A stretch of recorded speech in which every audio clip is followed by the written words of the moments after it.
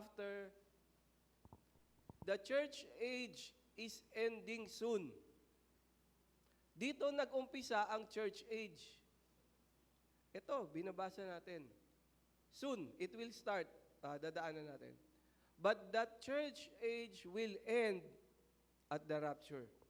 Because after the rapture, according to what was promised to Abraham, the Lord will again look upon the nation Israel. That's why there's so much commotion in that place. What is happening now, as we see in the news, is a confirmation na walang mintis ang prophecy. So there. Asan na yun? Magunaw man, ang mundo man ay magunaw. And then, God will look at Israel again. And then after that, second coming. Okay, tandaan nyo rapture. And then, tribulation years, 1 week, 7 years, 3.5, peking peace. After 3.5, andun na yung Revelation 5, 13, 14, 15, 16, 17, the worst of the worst. If we think that COVID was worst, that's nothing. What's coming upon the world, by that time, we're already taken up. What's going to happen to the world is, but still, in spite of that, may purpose si God, so that people may call on the name of the Lord. Excuse me. Mundo'y magunaw. After na second coming, magkakaroon ng millennium, 1,000 year of Jesus Christ in Jerusalem, together with us. We will, yan yung parating tinuturo ni JP, we shall rule and reign with Christ. After ng millennium, 1,000 years, the Bible says, parang kartolinang nirorolyo, heaven and earth shall pass away, but my word shall not pass away. Mundo'y magunaw man, may maaasahan tayo. The New Jerusalem will come down from heaven. Yun na yung forever address natin. So ito ang nangyayari sa atin, we take care of it, we rejoice, we thank God. Pero this is not our permanent address.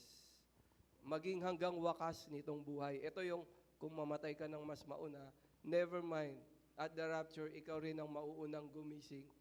So, kung ayaw natin matikman yung physical death, alagaan natin sarili natin, and God willing, andito yan sa scripture, na hindi ko siya babasahin. Ewan ko kung maabutan natin. But I will continue. Passing alongside, verse 16, the Sea of Galilee, he saw Simon. This is the start of the church age. He saw Simon and Andrew, the brother of Simon, casting a net into the sea, for they were fishermen. And Jesus said to them, "Follow me." Sabihin nyo, "Follow me." Hindi ko ito maintindihan nun. Si Jesus hindi siya pareho ng mga Pharisees. Parang bago parang new kid on the block. It would seem. And yet, when he said, "Follow me," and immediately, sabi dito, verse 18, they left their nets and followed him. Niwan nila yung kabuhayan nila and they followed him. And going on a little farther, he saw James, the son of Zebedee, and John, the brother, who were in their boat mending the nets, and immediately he called them, and they left their father Zebedee in the boat with the hired servants and followed him. Say, "Follow me." Follow me. Follow me. Very few reach. Ito, sinare ko to. Birthday, wala si Brother Jedi. Sinare ko to with Brother Jedi and Pastor Reb. Nung last men's fellowship, dami namin. Halos 1,000 kami, magto-2,000. Si Brother Jedi, Pastor Reb. October 7, the world changed that day until Jesus comes. Ano yung nangyari na October 7? The reason why we have what's happening around the world at this time now, it started on October 7. Nung pauwi ako, yung si Captain Amir Sarfati, follower ako niya sa Telegram. Bzz, bzz, bzz, walang ginawa yung, Pastor Reb, hindi ko ma-appear ngayon yung Telegram mo pag nag-message ka, kaya hindi ko nabasa yung kagabi. Hindi ko alam, mamaya. Ano? October 7. When I was sharing this, ayan, maririnig doon ni Brother Carlo. Wala. When I was sharing this with Pastor Reb and Brother Jedi, that was October 7. Everything changed ever since. Everything accelerates from that time on. Sobrang bilis ng acceleration. Say, follow me. Very few reach the status of rabbi. It was a noble position, highly respected. The rabbis select their students. This is what happened here. Students are disciples. Disciples are disciplined followers. This is what's happening here. And then, sinama na ni Jesus yung disciples sa ministry. Pag nag-heal siya, andun sila. Jesus heals a man with an unclean spirit, verse 21. Let's see what else is here, because we're gonna jump now to another book. Jesus heals many. The disciples were there. Pinapakita ni Jesus yung glimpse ng kingdom of heaven na padating. No sickness there. No flowing of blood for 12 years there. No hunger there. He would feed the 5,000 and then the 4,000. Pinapakita ni Jesus yung glimpse. Andun yung gospel of the kingdom. And at the same time, He was teaching the students. John, James, Mark, Matthew. Eventually, si Paul, supernatural yung kay Paul. The one who wrote the two-thirds of the Bible. Jesus preaches in Galilee, verse 35. Jesus cleanses a leper. He did not do it alone. Parating may kasamang disciple. O kung wala man, may ginagawa na siyang bagong disciple. Like the woman caught in adultery. Hindi ko alam kung may kasama siyang disciple nun. See? It's always like that. That's why men of GLF, this is how we follow Jesus. We become disciplined followers of Him. We study Him. That's why we do this. And then, makikita nyo, si Brother Carlo na-experience yan. Pag may ministry, ang ating under-shepherd, si Pastor Reb, kasama ka, ako nakakasama ako sa wake service nila, Borbe. That's why we follow Him. We follow. Very, very Jewish yung pag-fulfill ni Jesus sa steps na to. And until now, sa New Testament, we still do it. Kasi andyan yung ascension gifts. We still do it. And now we will proceed to Luke 21. Very interesting, may nakita ako sa Luke 21.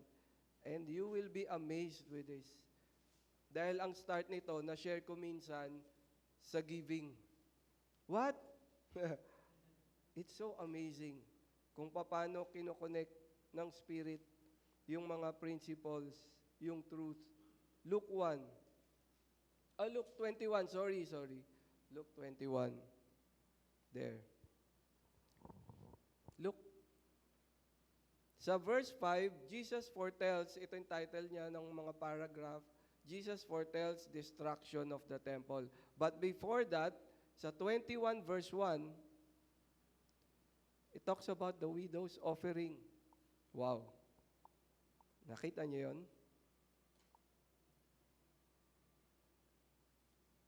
Nakita niyo? Our giving to the ministry has eternal consequence.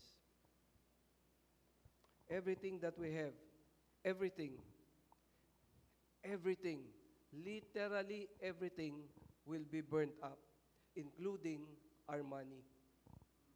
But the consequence is eternal, that cannot be burnt up. This is what happened here.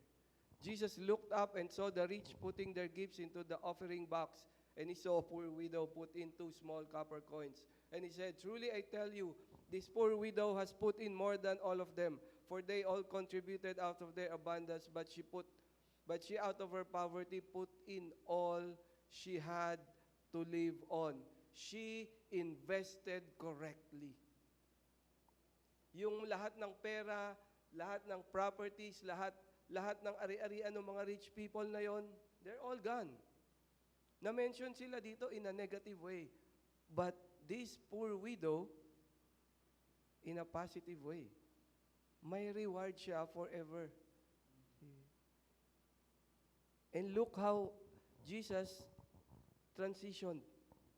He talked about what's gonna happen soon. What's gonna happen next.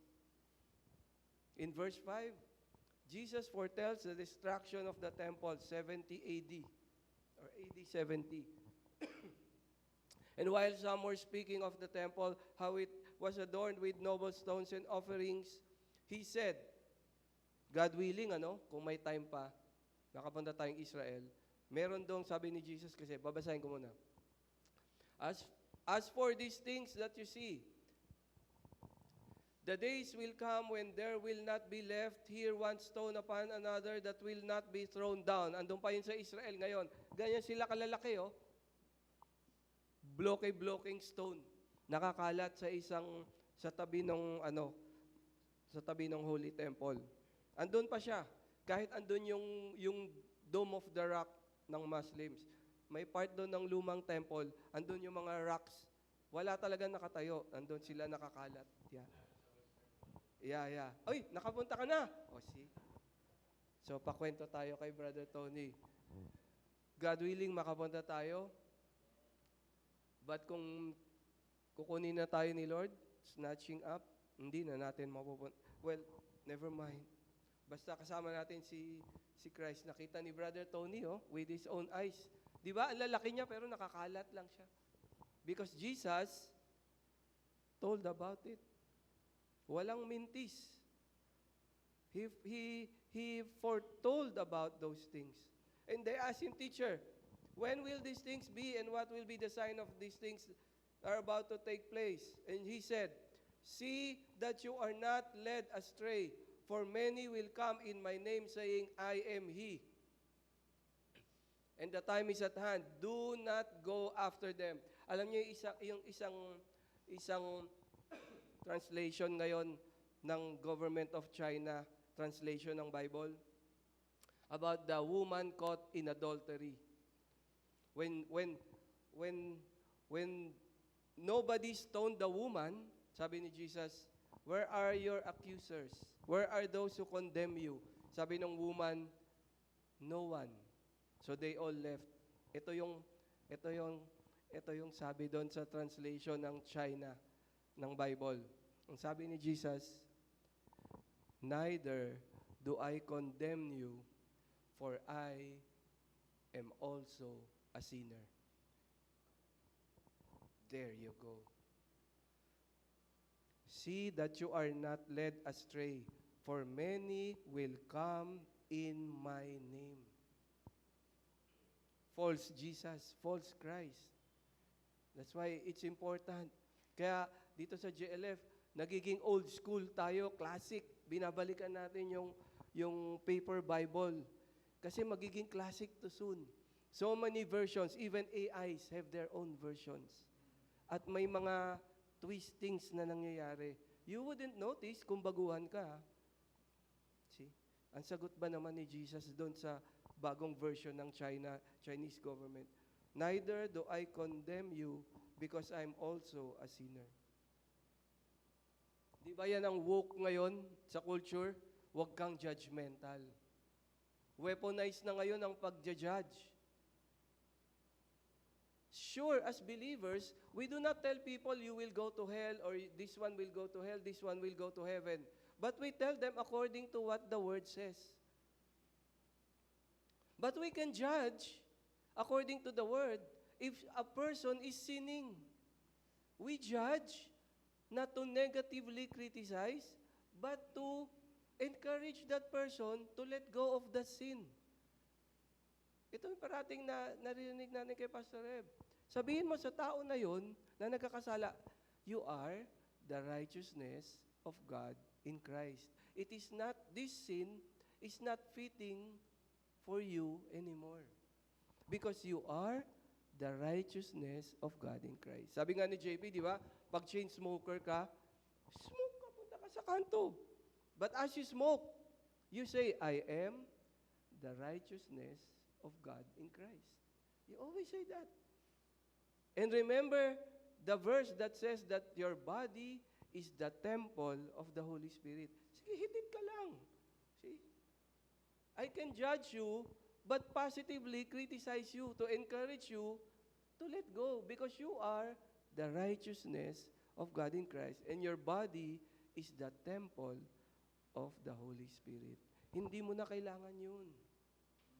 Hindi mo na kailangan. That's why repentance is a process. Metamorphosis is a process na yung uod nagiging paru-paro. It's a process. It doesn't happen in a twinkling of an eye, pareho ng rapture. Meta is a process. Metamorphosis. Ano yung repentance? Metanoia. It's a process. You keep on changing the way you think into the likeness and image of thinking like, because the scripture says, we have the mind of Christ. It takes metanoia. It's a process. The more we read, the more we study, the more that we are being changed. The way we think, the way we behave, the way we say things, the way we... Kaya dito sa GLF, hindi tayo, ano ba yan? Tagal mo ng Christian. No, just, sige lang, metanoia ng metanoia. That's why, the scripture says, let us not neglect the gathering of the believers as we see the day approaching. We are being prepared. It is not, the purpose is not for us to get scared. We are being prepared. The bride. We are getting married soon, second stage. Sa Jewish kasi 2 stages ang marriage. Number 1, betrothal. Yung betrothal, kasal na kayo, pero hindi pa kayo nagsasama. Kaya yung nangyari kay Mary, betrothal yun, pero oops, bakit pregnant siya? Nakialam yung angel, sinabi ni God, sabihin mo, Holy Spirit yan, supernatural. So betrothed na tayo eh. Married na tayo with Christ. But the consummation will happen starting at the rapture. There. So I still have 17 minutes. Tingnan natin kung hanggang saan makarating. And when you hear, verse 9, and when you hear of wars, there you go, and tumults, sa ibang version, wars and rumors of wars, do not be terrified. You know what?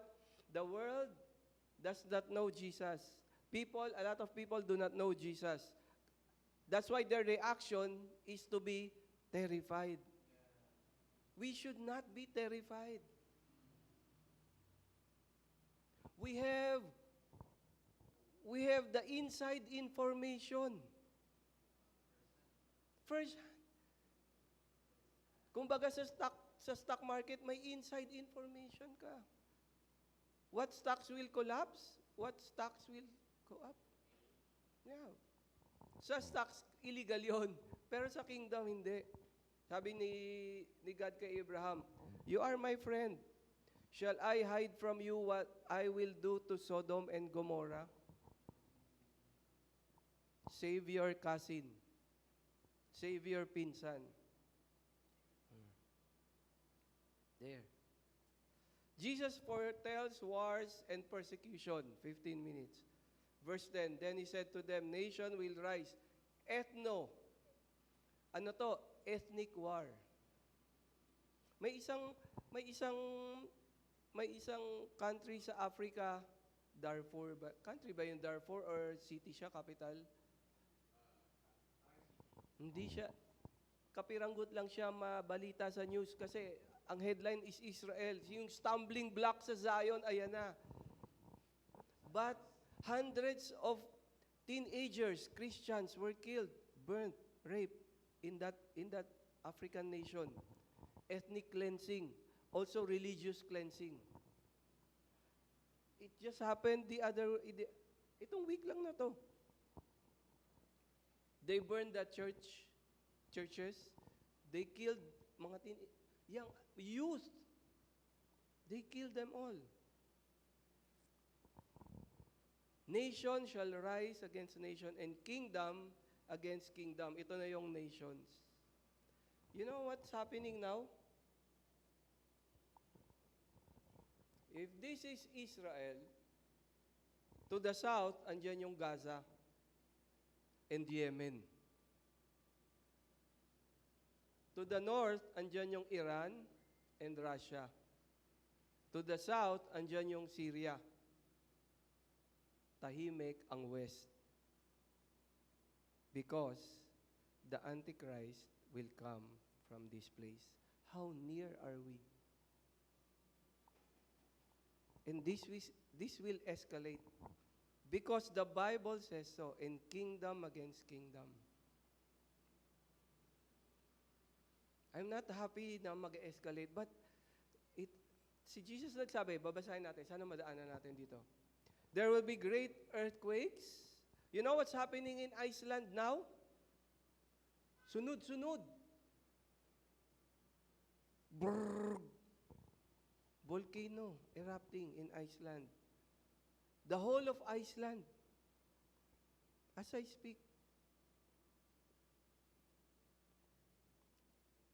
Earthquakes, verse 11, and in various places, famines and pestilences. This is what the inventor of the microscope said nung na-discover niya yung viruses and bacterias.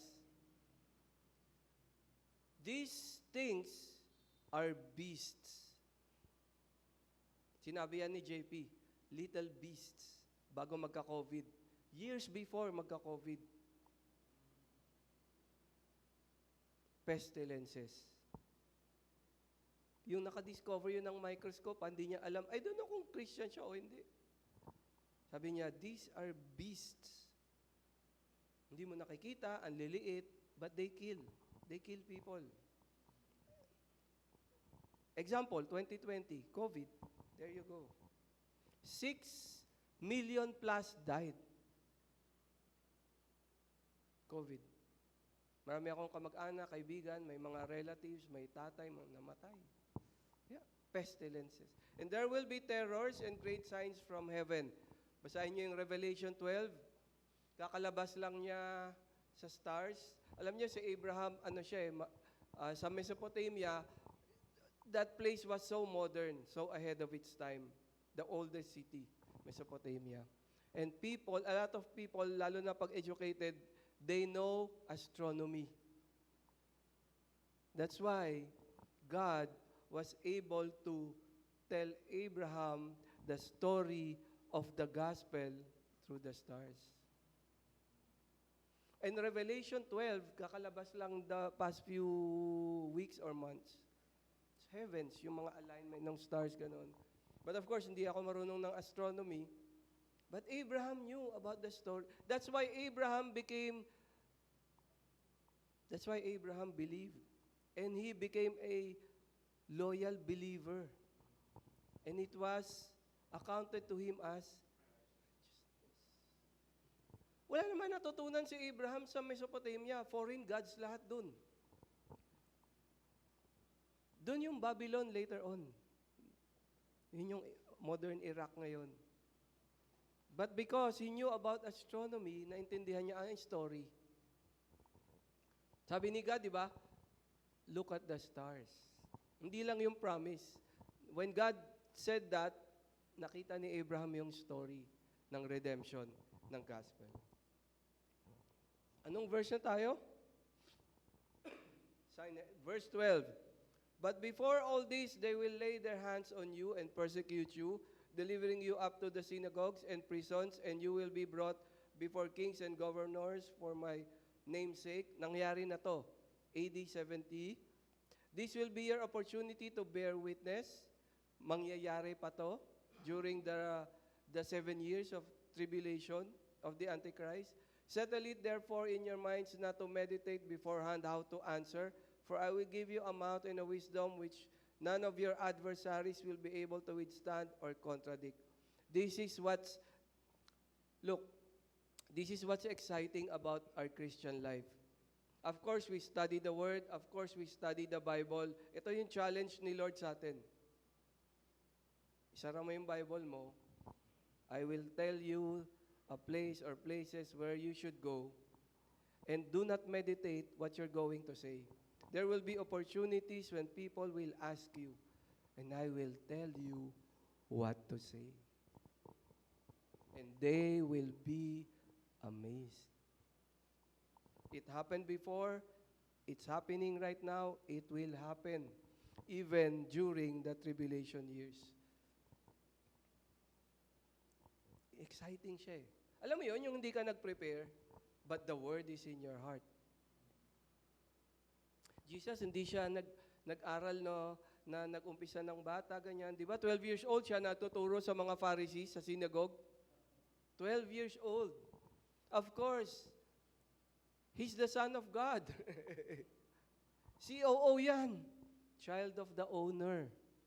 He owns everything. He was the one who created everything. It's in His place. Ang mga Pharisees kasi noon, ang mga rabbi, the students listen to them. Kasi nung araw, ang law, andun lang siya sa synagogue o sa temple. Minimemorize siya ng rabbi, tapos pinifeed niya sa disciples. But Jesus, hindi niya kailangan pumunta doon sa temple dahil siya mismo yung giver ng law through Moses.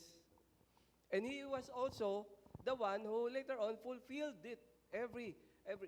The law, the prophet, He fulfilled them all. The prophets, the laws, everything. Verse 16, you will be delivered up even by parents and brothers. This is what's going to happen.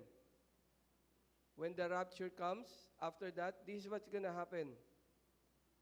Even right now, may mga naririnig kayong ganito. You will be delivered up even by parents and brothers and relatives and friends, and some of you, they will put to death. Alam niyo yung law ngayon sa China, pag merong elderly na hinimatay, walang tumutulong. Dahil according to their law, pag tumulong ka, ang burden ng fault nasa iyo. Ikaw ang magpapa-ospital, ikaw ang pwedeng mademanda, ikaw ang pwedeng makulong. Kaya walang tumutulong hanggang mamatay yung elderly.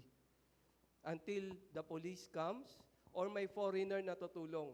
Kasi iba yung law, foreigner ka eh. Pag nangyari, andyan na yung foreigner, tumulong, tsaka lalapit yung mga Chinese, tutulong. This is the law that a godless government made. Imagine that. Pag tumumba ako, pagtawid, nobody will touch. Dadaan lang sila. Siguro yung mga believers ng underground church, they would pray, but they cannot. Kasi ang unang-unang hawak, liable siya. Grabe, no? 7 minutes. You will be hated by all for my name's sake. This hatred, nakikita nyo, anti-Semitism, andyan na siya sa Israel. Nakikita nyo sa Europe ngayon, di ba? Sa Berlin, sa Denmark, sa France, sa Paris, sa UK, yung mga ibang Christians sitting pretty, no? Because after the Jews is the believers. The Antichrist will behead a lot of believers. There will be a great revival sa tribulation years. Yung mga nagsabing, Sana nakinig ako kay Pastor Rev. Sana nakinig ako kay Brother Tony, kay Jude, kay Carlo.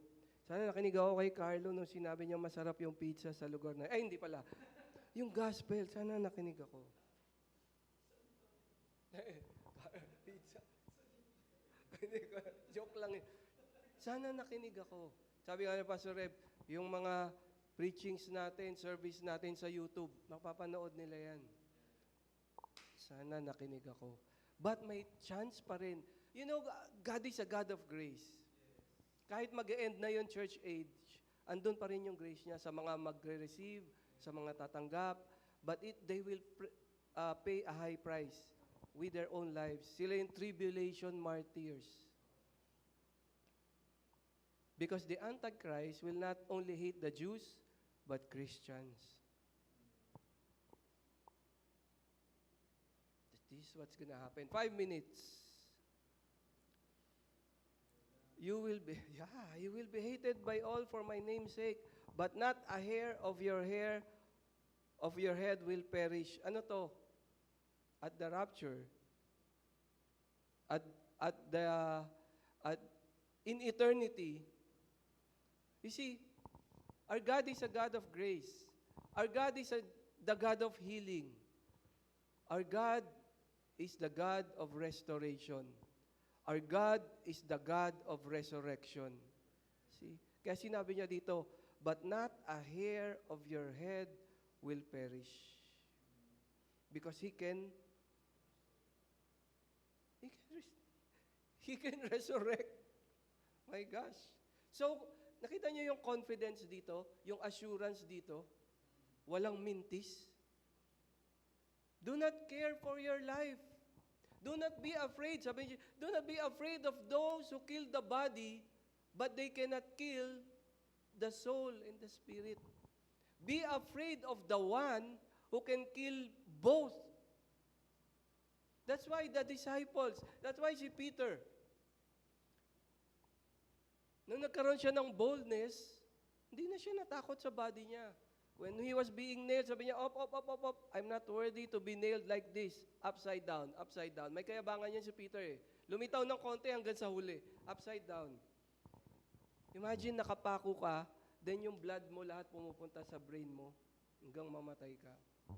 Hindi lang siya naka-upside down. May hukay. Nakabaon yung ulo niya.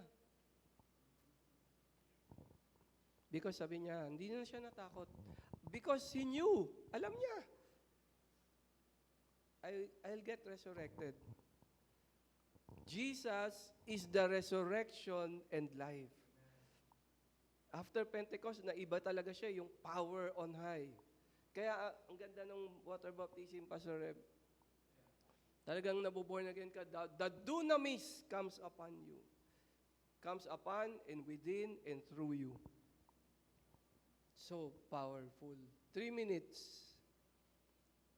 By your endurance, this is faith, di ba? Hebrews 10:38, 39, o 32, 33, 35, andyan yan.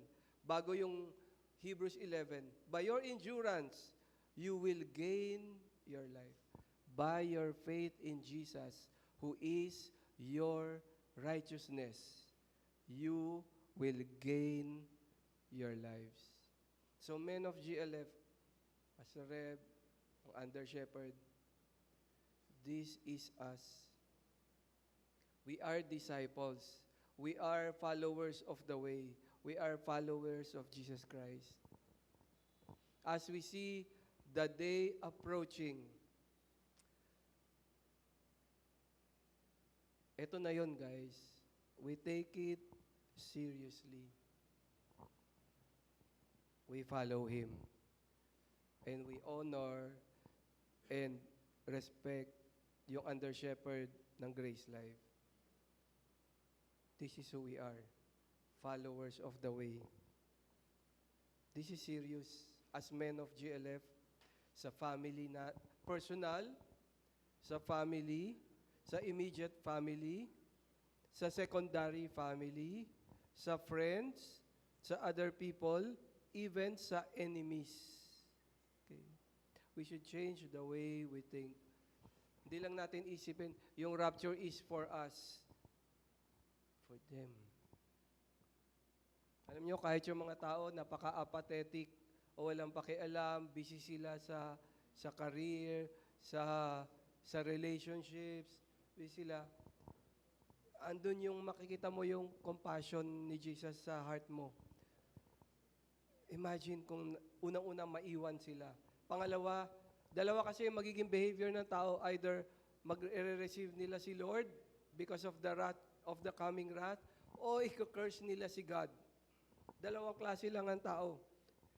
Sheep, goat. They will receive the Lord kahit ikamatay nila, or they will continue to hate God. Yan ang dalawang grupo ng tao.